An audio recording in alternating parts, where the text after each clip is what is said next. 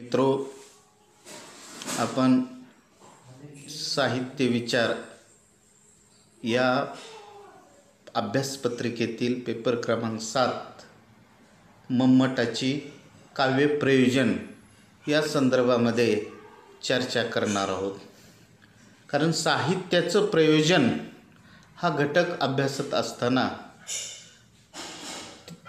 अनेक संस्कृत विचारवंत त्याचबरोबर पाश्चिमात्य विचारवंतांच्या संदर्भामध्ये विविध मतमतांतराचा आढावा आपण घेत असतो की मम्मटाने काव्यप्रकाश या ग्रंथामध्ये काव्य प्रयोजनाचा सखोल अभ्यास केला आणि आपल्या पूर्वकालीन साहित्यशास्त्राच्या प्रयोजनाचा विचारही त्याने स्वतःच्या प्रयोजन विचारात समाविष्ट केले गेलेला आहे.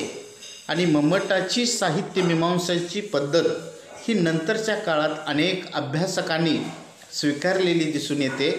आजच्या आधुनिक काळातही त्याच्या काही प्रयोजनाचे महत्त्वाचे स्थान प्राप्त झालेले दिसून येतं. तर मम्मटाचे काव्य प्रयोजने अभ्यासत असताना त्यातलं पहिलं जे काव्याचं प्रयोजन आहे ते म्हणजे यशप्राप्ती. यश म्हणजे नावलौकिक कीर्ती, नावलौकिकासाठी साहित्याची निर्मिती करत असतात असे स्पष्ट मत मम्मटांनी व्यक्त केले गेलेलं आहे. आणि मग हे मम्मटाचं हे साहित्याचं प्रयोजन अर्थप्राप्तीपेक्षाही निश्चितच उदात्त हेतूचं म्हणून आपणाला सांगता येतं.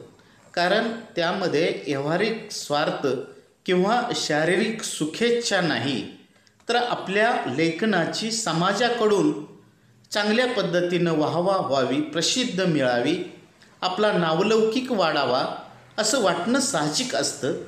परंतु सर्वच साहित्यिक अशा पद्धतीचं यश मिळावं, आपल्याला यश प्राप्ती व्हावी, आपल्या नावाचं नावलौकिक प्राप्त व्हावा या हेतूनं लिखाण करत आहे असं म्हटलं तर ते चुकीचं ठरू शकतं. कारण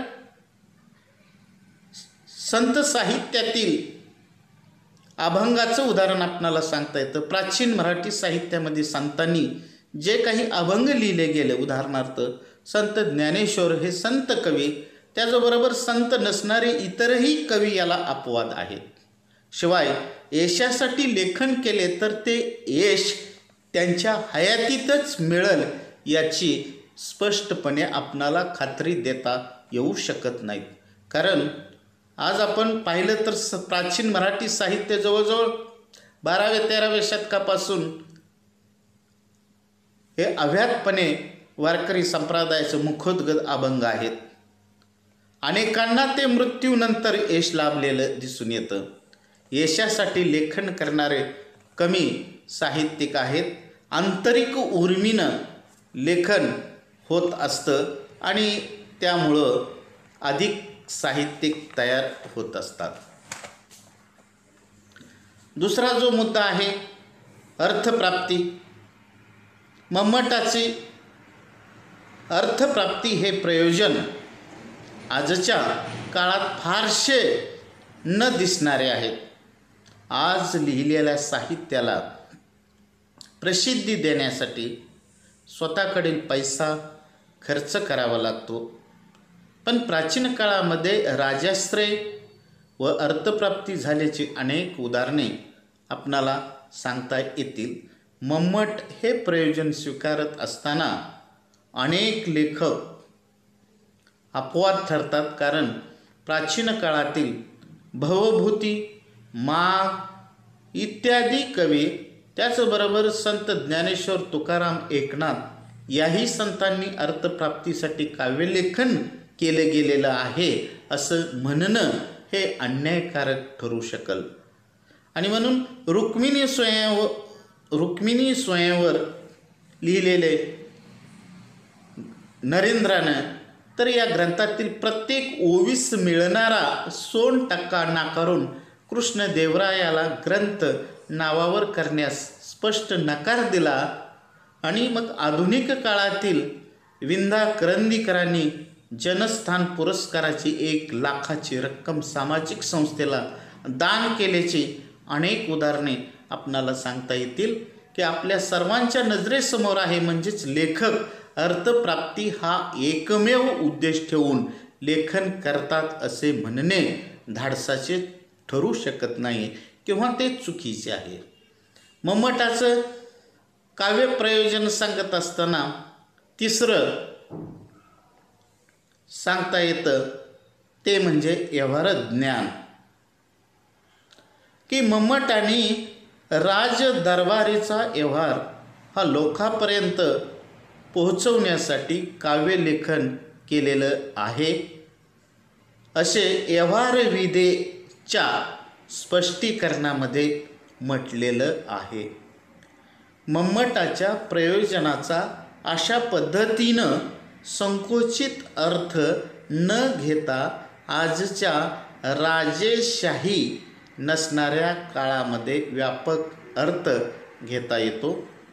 मानवी जीवनाचे ज्ञान हे साहित्याच्या वाचनातून होतं आणि मग माणसाच्या मर्यादित आयुष्यामध्ये अमर्यादित स्वरूपाचे जे अनुभव असतात, ज्ञान असतं, ज्ञानाचा ठेवा असतो, तो सर्व ठेवा किंवा ज्ञान साहित्य वाचनातून आपोआप प्राप्त होत असतो वाचकांना आणि हे अनुभव त्याच्या जीवनाला, आयुष्य जगत असताना जीवनाला पोषक ठरतात, उपयोगी ठरतात.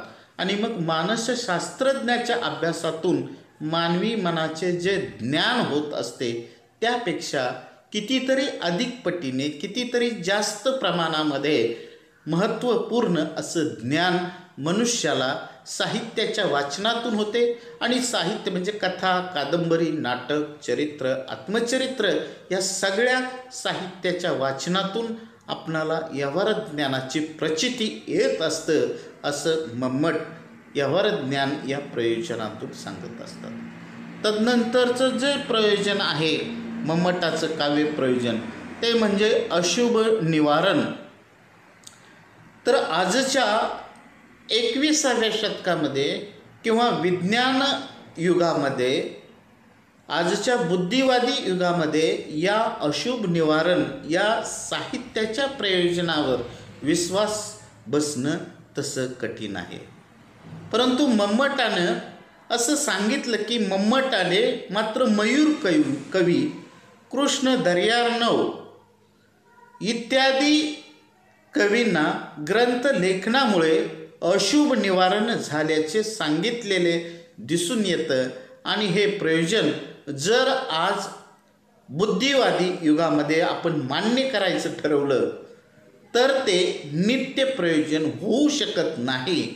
कारण आजच्या काळामध्ये कोणी असा धार्मिक ग्रंथ वाचल्याने आपल्यावर येणारं जे अशुभ संकट असतं ते टळलं जाऊ शकल असं आत्मविश्वासानं कुणालाही सांगता येऊ शकत नाही.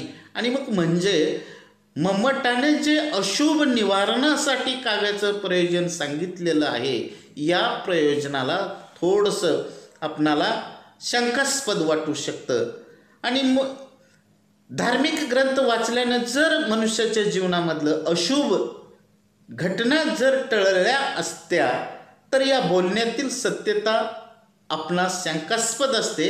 शिवाय या धार्मिक ग्रंथांना मग काव्य तर कसे म्हणायचं, काव्य म्हणता येईल काय असेही वाटू नाही.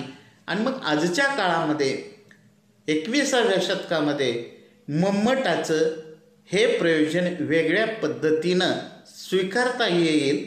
म्हणजेच आत्मनिवारण हे अशुभ निवारण म्हणजे आत्मबल वाढवणं, मनोबल वाढवणं या दृष्टीने जर विचार केला तर साहित्याद्वारे वाचकांचं आत्मबल वाढण्यास निश्चितपणे मदत होऊ शकते. तिसरं जे मम्मटाचं जे काव्य प्रयोजन आहे ते उपदेश, की मम्मटाने असं सांगितलं की मम्मटाची रसिक वृत्ती दाखवणारं हे एक सुंदर प्रयोजन आहे. तर उपदेशाचे 3 मार्ग मम्मटाने सांगितलेले आहेत आणि मग हे उपदेशाचे 3 मार्ग सांगून ललित साहित्याला वेदादिशास्त्रे, इतिहास, पुराणे इत्यादीपासून वेगळे काढले.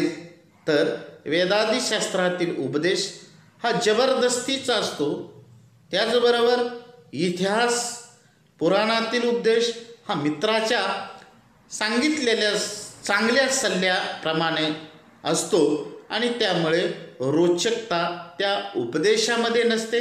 आणि उपदेशाचा 3रा मार्ग हा ललित साहित्याचा असतो. यामधील उपदेश अप्रत्यक्ष स्वरूपाचा असला तरी त्यामध्ये अपूर्व असं सामर्थ्य असतं, शक्ती असते. केवळ कोमल तसेच कठोर अंतःकरणाच्या माणसावर परिणाम करण्याची ताकद साहित्यातील उपदेशामध्ये असते. आणि हाच उपदेश कांता समिंत उपदेश युजे असं मम्मट संस्कृत कारिकेमध्ये म्हणतात. तर हा उपदेश पत्नीने केलेल्या विनंती आर्जव, त्याचबरोबर मधुर व लढीवाळ स्वरूपाचा असतो, त्यामुळे तो अधिक परिणामकारक असतो. आणि मग असा साहित्यातील लेखकाला वाचकासाठी केलेला जो लेखक उपदेश करत असतो तर पतीला पत्नीने केलेल्या उपदेशाप्रमाणे असतो, तो सहज पचनी पडत असतो. आणि मग मम्मटाचं शेवटचं जे प्रयोजन आहे ते म्हणजे आल्हाद, त्याला दुसरं नाव आहे आनंद. आणि या प्रयोजनाला मम्मटाने तसेच इतर अनेकांनी सर्वश्रेष्ठ असे प्रयोजन मानलेले आहे. सर्वश्रेष्ठ प्रयोजन मानलं कारण काव्यापासून लिहिणाऱ्याला आणि वाचणाऱ्याला आनंद मिळत असतो. आणि मग हा आनंद व्यवहारातील आनंदापेक्षा सुद्धा अत्यंत उच्च कोटीचा असतो, वेगळ्या स्वरूपाचा असतो. तो बौद्धिक आणि मानसिक पातळीवरचा असतो. म्हणूनच त्याला शुद्ध, निरागस अशा पद्धतीची विशेषणे लावता येतात आणि ही प्रयोजने नित्य स्वरूपाची असतात. साहित्याच्या निर्मितीमधून, कलाकृतीच्या निर्मितीमधून लेखकाला मिळणारा आनंद हा उच्च कोटीचा असतो. त्याचबरोबर तो नवनिर्मितीचा असतो, आत्माविष्काराचा असतो, तो अवर्णनीय अशा स्वरूपाचा आनंद असतो. त्याचबरोबर तो एक आध्यात्मिक स्वरूपाचा असतो. आणि साहित्यामधून लेखक वाचकाला एक उच्च कोटीचा आनंद प्राप्त करून देत असतो. आणि मग साहित्याच्या निर्मितीतून लेखकाला, वाचनातून रसिकाला मिळणाऱ्या आनंदाचे स्वरूप उच्च असे ब्रह्मानंदासारखे असते. आणि अशा परिस्थितीमध्ये आनंदाचे स्वरूप अवर्णनीय स्वरूपाचं असतं आणि व्यावहारिक पातळीच्या पलीकडच्या अतींद्रिय स्वरूपाचा असतो. विश्वनाथाने याच आनंदाला ब्रह्मास्वाद सोहर असे म्हटले. तर संत तुकोबांनी बोलविता धनी आम्हा वेगळा असं वर्णन साहित्याच्या प्रयोजनाच्या म्हणजेच आल्हाद किंवा आनंदाच्या अनुषंगानं केले गेलेले आहेत. आणि मग साहित्याच्या निर्मितीमागे लेखकाचा कोणता उद्देश असतो याविषयीचा आजपर्यंतचा जो प्राचीन काळापासून जो विवेचन करण्यात आलेले आहे त्यामध्ये मम्मट हा जो काश्मीरी पंडित आहे त्यांनी आपल्या काव्यप्रकाश या ग्रंथामध्ये काव्य प्रयोजनाची अशी विस्तृत स्वरूपामध्ये चर्चा केली गेलेली दिसून येते. तर हे जे शेवटचं जे आहे आल्हाद, आनंदाला पुनर्निवृत्ती असं सुद्धा मम्मटांनी म्हटलेलं आहे. तर अनेक अभ्यासकांनी आल्हाद हे सर्वश्रेष्ठ अंतिम प्रयोजन साहित्यातलं मानलं गेलेलं आहे. कारण काव्यापासून लिहिणाऱ्याला त्याचबरोबर काव्य वाचणाऱ्याला दोघालाही आनंद प्राप्त होत असतो. आणि मग हा आनंद व्यावहारिक आनंदापेक्षा सुद्धा उच्च कोटीचा वेगळ्या स्वरूपाचा असतो. तो शारीरिक किंवा इंद्रियजन्य स्वरूपाचा नसतो, तर तो बौद्धिक आणि मानसिक स्वरूपाचा असतो. आणि मग काव्यनिर्मितीमुळे कवीला मिळणारा हा आल्हाद, त्याचबरोबर नवनिर्मितीचा जो आणि आत्माविष्काराचा जो आनंद असतो तो उच्च कोटीचा असतो. आणि काव्यामधून वाचकाला आल्हाद प्राप्त होतो. हे सांगितलेलं